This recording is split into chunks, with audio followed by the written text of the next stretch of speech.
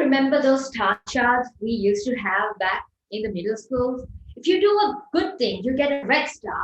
And if you do a bad thing, well, you get a black star. Now, back then, I had quite an interesting relationship with these star charts.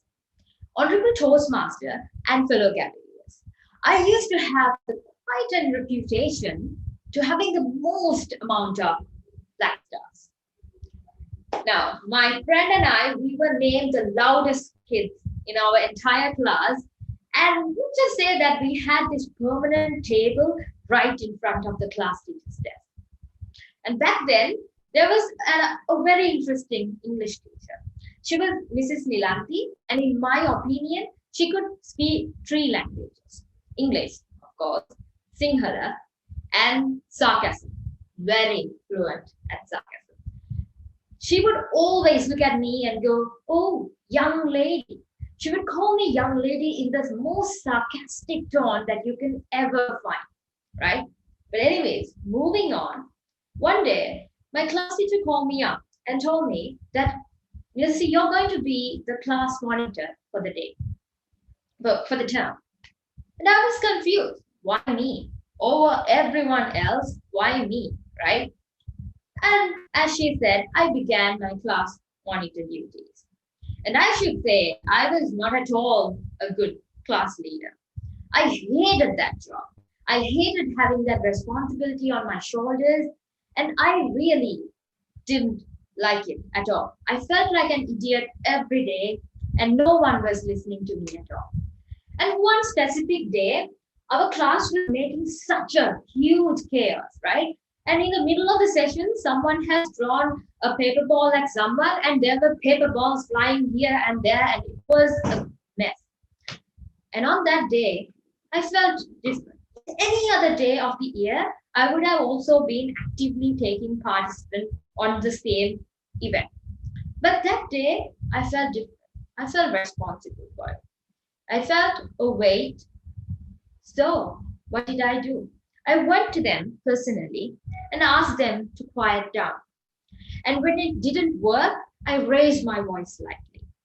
And even when it didn't work, as time went by, my frustration level grew higher and higher. And back then, I was not at all a patient person.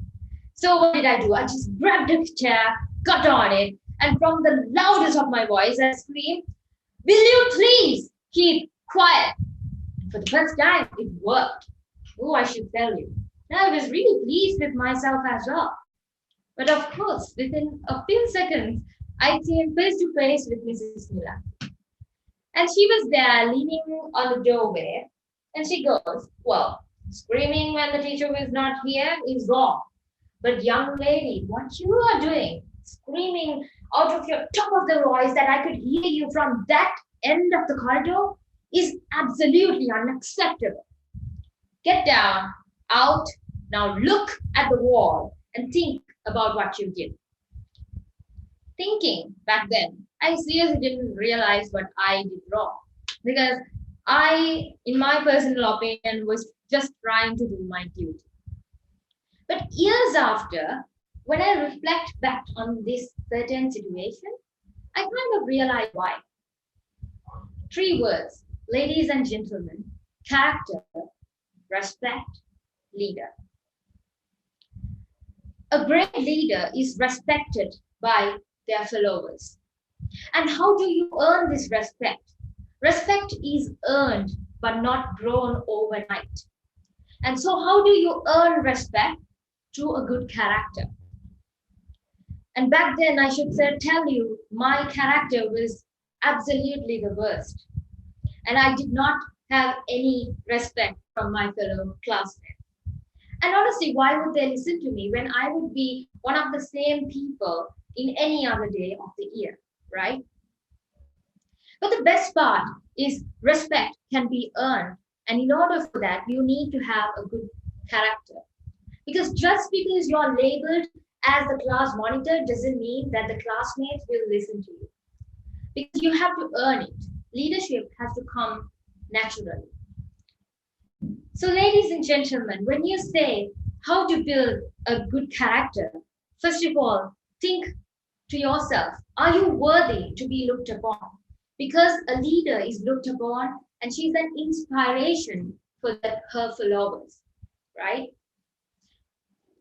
Confidence. You need to build your confidence so much because that will be the best friend throughout your entire journey. And empathy. A leader should be able to understand the followers' minds and and the fellow classmates or whoever you are leading, the crowds, how they think. And the third one is patience.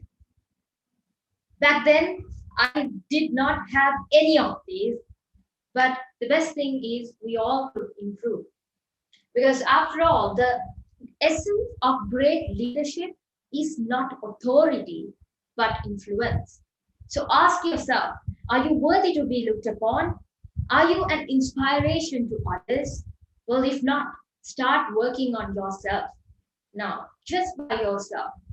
Start slowly. Look at others, look at those great leaders out there and take inspiration from them. Be consistent with yourself and learn how to build your personality.